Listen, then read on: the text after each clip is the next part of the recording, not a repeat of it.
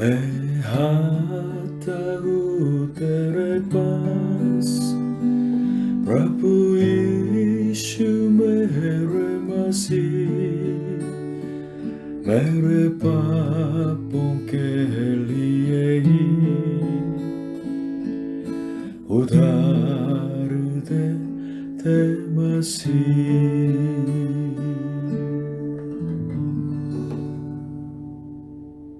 Hallelujah. प्रभु यीशु मसीह जी आप सभी को आशीष दे। नॉर्थ कोरिया से भाग के शरणार्थी बनने वाले लोग जब इंचन एयरपोर्ट में लोग पहुंचते हैं तो उनको बहुत बहुत शौक मिलता है, क्योंकि नॉर्थ कोरिया में उन्होंने सुना कि साउथ कोरिया में खाना ठीक से नहीं है, इसलिए लोग भूखे मर रहे हैं, इस तरह सुना था। लेकिन जब ये लोग इंचन एयरपोर्ट में पहुंच के तो शहर की तरफ जो आ रहे हैं तो बहुत लंबा जो ब्रिज के ऊपर से दिखाई देने वाले बहुत फैंसी आधुनिक जो बिल्डिंग्स को देख के उनको लगता है कि हमने धोखा खाया। इस संसार में धोखा देने वाली बात और धोखा खाने वाली बात बहुत ज़्यादा होती है। तनाशाही लोग तथ्य को बिल्कुल ढांप के,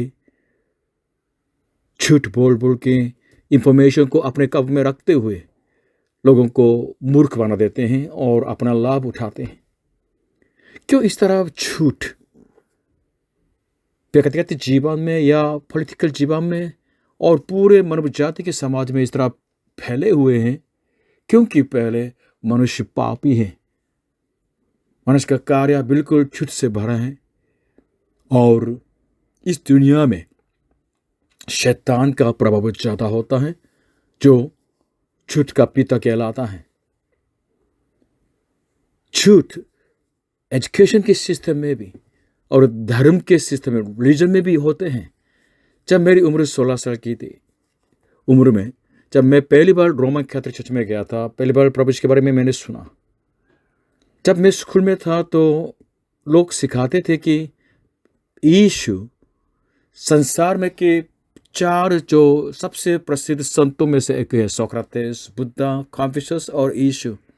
उनमें से एक इस तरह मैंने सुना था, मतलब साधारण मनुष्य हैं, सिर्फ संत में से एक हैं। लेकिन जब मेरी उम्र करीब 20 साल की थी, मैं ध्यानपूर्वक बाइबल पढ़ने लगा और बाइबल के द्वारा मैंने पता किया कि प्रभु यीशु साधारण मनुष्य या साधारण नबी नहीं, और वो हमारा सृजनहार है, वो हमारा मुक्तिदाता परमेश्वर है और मानव जाति के न्यायी वो ही है। प्रभु यीशु बिना मानव जाति के लिए पाप क्षमा नहीं और परमेश्वर साथ मेल मिलाप भी नहीं, मुक्ति नहीं और अनंत जीवन नहीं, स्वर्ग भी नहीं। मानव जाति की सारी आशा प्रभु यीशु ही में लगी है। जब मैंने इस तथ्य को, वचन को मैंने जान लिया, मेरे को भी ये लगा था कि स्कूल टाइम में टीचर्स ने मेरे को धोखा दिया है या किताबों ने मेरे को धोखा दिया है। बाइबल में परमेश्वर ने बिल्कुल स्पष्ट कह दिया है, हबक्कुक 2:4 में इस तरह लिखा है कि धर्मी जन विश्वास से जीवित रहेगा। इसका मतलब यह है कि अगर आप बाइबल के अनुसार, परमेश्वर के वचन के अनुसार आप विश्वास करेंगे तो अनंत जीवन पाएंगे। हमारे जो दुनिया झूठ से और शैतान के जो धोखा से बहुत बहुत भरा हुआ है, इस असत्य की पीढ़ी से हम कैसे सत्य की तरफ जा सकते हैं? उत्तर है बाइबल, परमेश्वर का वचन। अगर आप बाइबल ध्यान से पढ़ेंगे तो वहां सच्चे परमेश्वर के बारे में, इस दुनिया के बारे में, मनुष्य के असली रूप के बारे में, आपके बारे में, मुक्ति के बारे में, मुक्तिदाता के बारे में, पाप के बारे में, शांति के बारे में परमेश्वर की दृष्टि को बताते हैं। आज हम बाइबल के एक जो वचन के द्वारा संसार के बारे में देखना चाहते हैं, जो सत्य से बिल्कुल भटकते हुए बहुत भ्रष्ट होते जाते हैं। आज के वचन मत्ती रचित सुसमाचार 28:5-15 में मिल जाता है। स्वर्गदूत ने स्त्रियों से कहा कि तुम मत दौड़ो, मैं जानता हूं कि तुम यीशु को जो क्रूस पर चढ़ाया गया था ढूंढती हो। वो यहाँ नहीं है, परंतु अपने वचन के अनुसार जी उठा है। आओ, ये स्थान देखो जहाँ प्रभु पड़ा था, और शीघ्र जाकर उसके चेलों से कहो कि वह मृतकों में से जी उठा है, और देखो वह तुमसे पहले गलील को जाता है, वहां उसका दर्शन पाओगे। देखो, मैंने तुमसे कह दिया। और वह भय और बड़े आनंद के साथ कब्र से शीघ्र लौटकर उसके चेलों को समाचार देने के लिए दौड़ गई। और देखो, यीशु उन्हें मिला और कहा, सलाम। और उन्होंने पास आकर और उसके पांव पकड़कर उसको दंडवत किया। तब यीशु ने उनसे कहा, मत डरो, मेरे भाइयों से जाकर कहो कि गलील को चले जाएं, वहां मुझे देखेंगे। वह जा ही रही थी कि देखो, पैरों में से कितनों ने नगर में आकर पूरा हाल महायाजकों से कह सुनाया। तब उन्होंने पुरनियों के साथ इकट्ठे होकर सम्मति की और सिपाहियों को बहुत चांदी देकर कहा कि यह कहना कि रात को जब हम सो रहे थे तो उसके चेले आकर उसे चुरा ले गए, और यदि यह बात हाकिम के कान तक पहुंचेगी तो हम उसे समझा लेंगे और तुम्हें जोखिम से बचा लेंगे। सो उन्होंने रुपया लेकर जैसा सिखाए गए थे वैसा ही किया, और ये बात आज तक यहूदियों में प्रचलित है। मत्ती 28:5-10 ये दिखाते हैं कि प्रभु यीशु सच में जी उठा है। प्रभु यीशु के पुनरुत्थान, मृतों में से जी उठना, ये ऐतिहासिक तथ्य है। कुछ लेडीज ने प्रभु यीशु के खाली कब्र को देखा है और उससे बात करने वाले एक स्वर्गदूत की बात भी सुनी है कि प्रभु यीशु जी उठा है, और वे लोग स्वयं मृत्यु में से जी उठे प्रभु यीशु से मिले थे। बाइबल बताती है कि प्रभु यीशु पुनरुत्थान के बाद 40 दिन इस दुनिया में थे और अनेक जो चेलों से मिले। उसके बाद वो उनका स्वर्गारोहण हो गया, स्वर्ग में चले गए हैं। बाइबल के अंदर प्रभु यीशु के पुनरुत्थान बहुत बहुत महत्व सवाल होता है, क्योंकि प्रभु यीशु के विरुद्ध जी उठने का मतलब है कि प्रभु यीशु निर्दोष व्यक्ति है और प्रभु यीशु योग्य है मानव जाति के पाप के प्रायश्चित करने के लिए, क्योंकि निर्दोष व्यक्ति ही मानव जाति के लिए पाप के प्रायश्चित बन सकते हैं। और प्रभु यीशु को पुनरुत्थान के पहले फल बताते हैं। क्यों? जैसे प्रभु यीशु मृत्यु से जी उठे हैं, वैसे ही उसी के विश्वासी लोग मृत्यु से जीवित किए जाएंगे। इसलिए प्रभु यीशु के पुनरुत्थान नहीं है तो मसीहत के और विश्वास की व्यर्थता है, कोई मतलब नहीं है। और प्रभु यीशु पर विश्वास करने वाले हम सब बेचारे लोग हैं वास्तव में, अगर प्रभु यीशु के पुनरुत्थान नहीं है। इसलिए बाइबल के अंदर प्रभु यीशु के महत्व सचमुच में बहुत बहुत महान होता है, और मानव जाति के लिए प्रभु यीशु के महत्व होता है। इतने महत्व होते हैं कि प्रभु यीशु अगर नहीं है तो मानव जाति के कोई आशा नहीं। बाइबल कहते हैं प्रभु यीशु सिद्ध मनुष्य है, सिद्ध ईश्वर है, और परमेश्वर ने मानव जाति के मुक्तिदाता बनने के लिए प्रभु यीशु ही को निश्चित किया है। प्रभु यीशु के निर्दोष लहू के द्वारा हमारे पाप क्षमा हो जाती है, हमारे पाप धो दिए जाते हैं, हमारे पाप के प्रायश्चित होते हैं और हमारा छुटकारा होता है। और मानव जाति पापी है, इसलिए परमेश्वर के सामने पापी भी है, शत्रु है, लेकिन प्रभु यीशु के लहू पर विश्वास करेंगे वो शत्रु पुत्र बन जाते हैं और परमेश्वर के साथ मेल मिलाप हो जाता है। और बाइबल ये बताते हैं कि प्रभु यीशु मानव जाति को जो आत्मिक अंधे हैं उनको एकमात्र सच्चा परमेश्वर का दर्शन प्राप्त करते हैं। प्रभु यीशु मसीह के द्वारा हम जीवित सच्चे परमेश्वर को जान सकते हैं। बाइबल ये बताती है कि प्रभु यीशु हमारा सृजनहार है, हमारा संरक्षक है, हमारे न्यायी है। इसे प्रभु यीशु मसीह में हम हमारे जिंदगी के उद्देश्य को भी देख सकेंगे। भाइयों बहनों, प्रभु यीशु बिना शांति नहीं, मुक्ति नहीं। प्रभु यीशु के पुनरुत्थान बिना मानव जाति की आशा नहीं है। इसलिए जो संसार परमेश्वर के विरोध करते हैं, जो शैतान परमेश्वर के विरोधी बन गए हैं और परमेश्वर के बिल्कुल योजना में बिल्कुल पानी फैलाना चाहते हैं, वे क्या करते हैं? प्रभु यीशु को मिटाने के लिए कोशिश करके आ रहे हैं और प्रभु यीशु के पुनरुत्थान को भी बिल्कुल मिटाना चाहते हैं।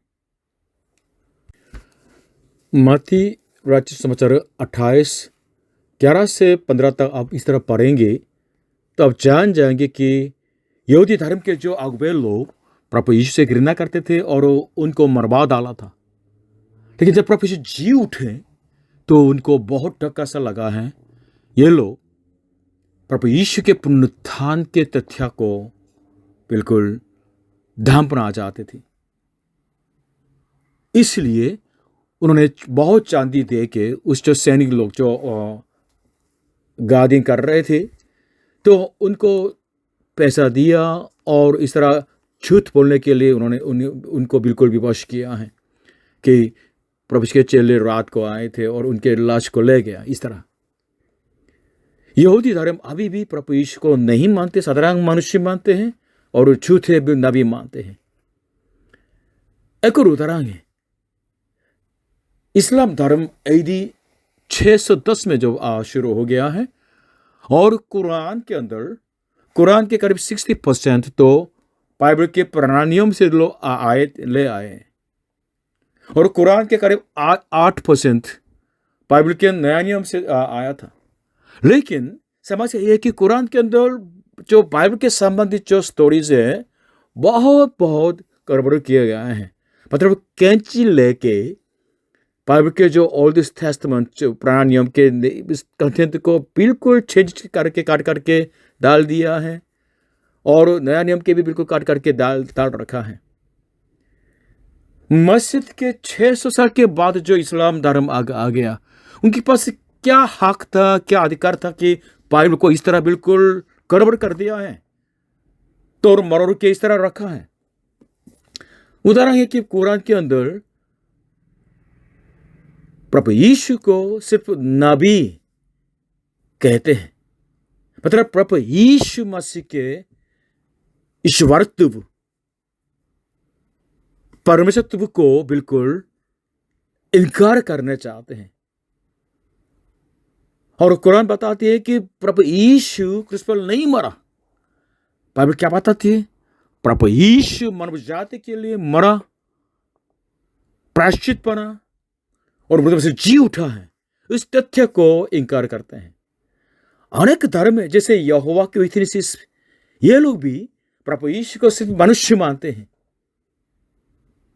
और मोर्मन धर्म भी बहुत पर गलत शिक्षा देते हैं, बाइबल को बिल्कुल अमर के। अनेक जो अलग अलग धर्म या जो ईश्वर को नहीं मानते हैं, ये सब मिलके क्या करते हैं?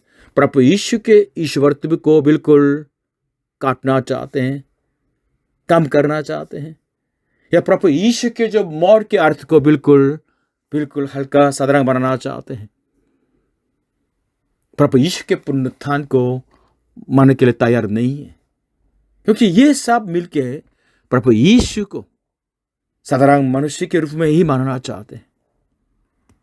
लेकिन प्रकाशित वाक्य 22वीं अध्याय 18 से 19 आप पढ़ेंगे, आप तो बिल्कुल चेतावनी पाएंगे कि इस तरह बाइबल के भविष्यवाणी के ऊपर कुछ जोड़ देंगे अपनी तरफ से, तो परमेश्वर अनेक जो विपत्तियां जो बताई गई है उन विपत्तियों को उनके ऊपर लाएंगे। अगर उन जो भविष्यवाणी में से कुछ घटाएंगे तो जीवन के पैर में प्रवेश करने का अधिकार और पवित्र नगर में यानी स्वर्ग में प्रवेश करने का अधिकार को प्राप्त नहीं कर पाएंगे, मतलब नाश हो जाएंगे। इसलिए भाइयों बहनों, जैसे बाइबल बताते हैं वैसे ही विश्वास करना बहुत जरूरी है। और बाइबल के केंद्र कौन है? प्रभु यीशु मसीह है। प्रभु यीशु मसीह से संबंधित जो भी बातें बाइबल में बताई जाती है उसके ऊपर फोकस लगाना है। जैसा बाइबल बताती है प्रभु के बारे में वैसे ही विश्वास करना है।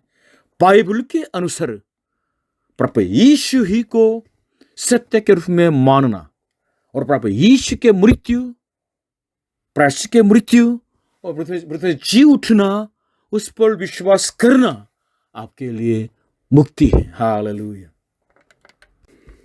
परमेश्वर ने बायोलॉजिकली मेल और फीमेल को बनाया है, नर और नारी को बनाया, ये सत्य है, तथ्य है।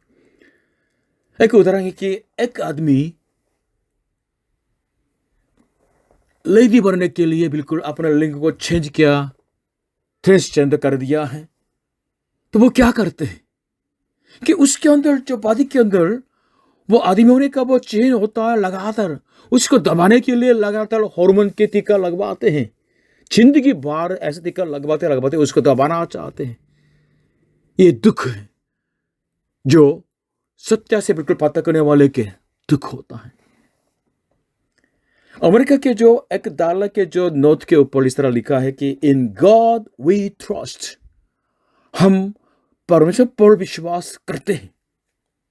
लेकिन इस तरह विश्वास से चले हुए अमेरिका ने उस सर्वोत्तम परमेश्वर पर विश्वास को छोड़ दिया है।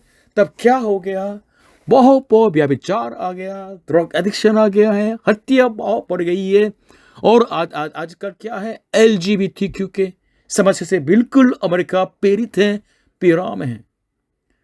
तो अभी कुछ हफ्ते पहले अमेरिका के 47वें राष्ट्रपति के रूप में जो चुना गया है डोनाल्ड ट्रंप, उन्होंने क्या कहा है?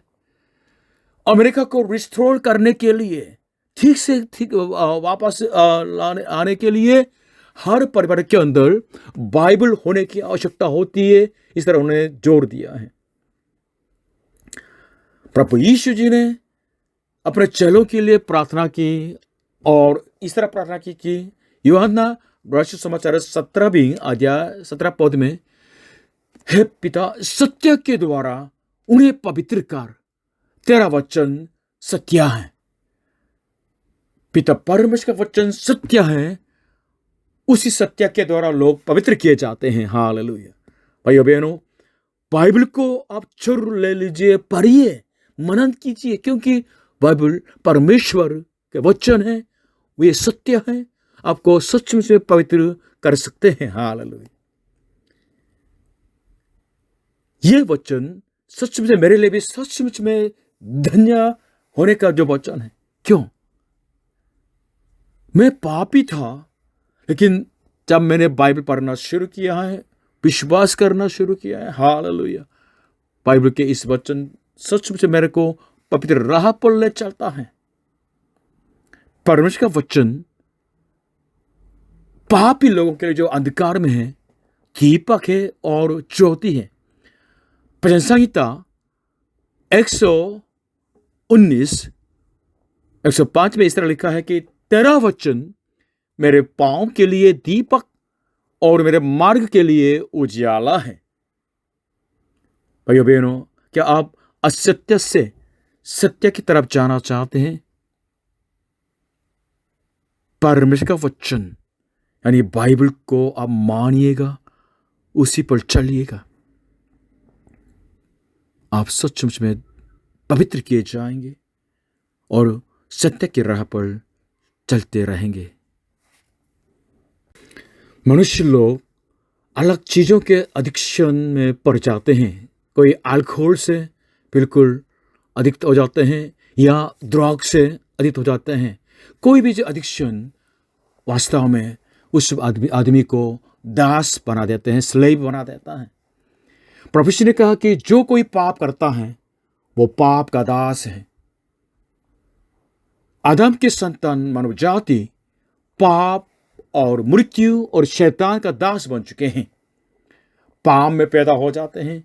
पाप करते करते नाश होने वाले मानव जाति को कौन बचाएगा?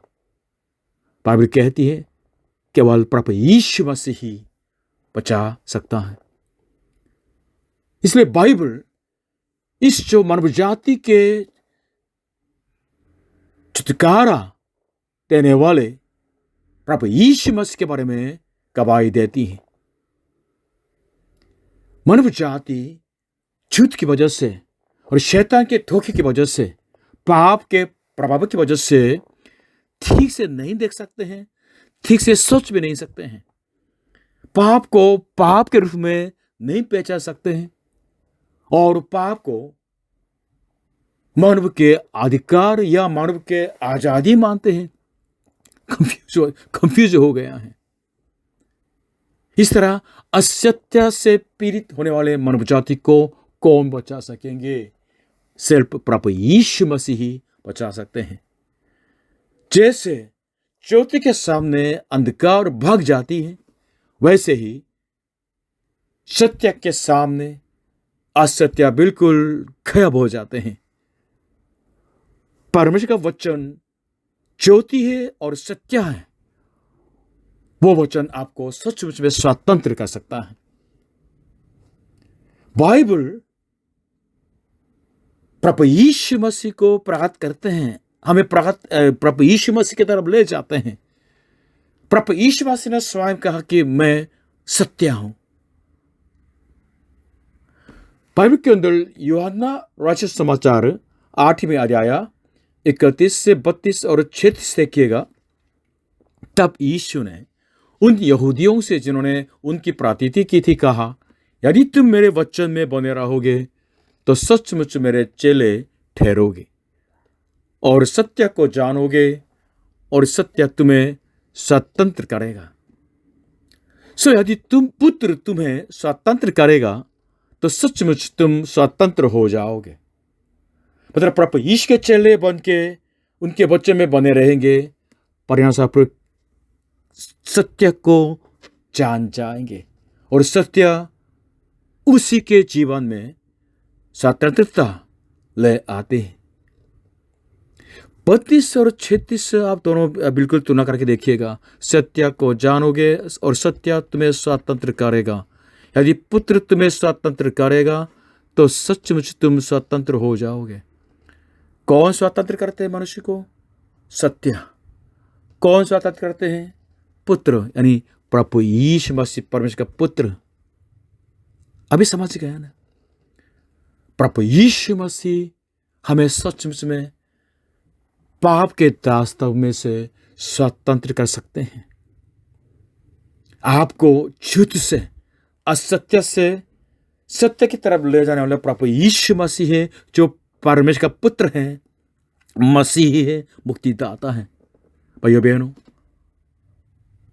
परमेश्वर का वचन यानी बाइबल के ऊपर आप संपूर्ण विश्वास रखिएगा और पवित्र जीवन बन जाइएगा।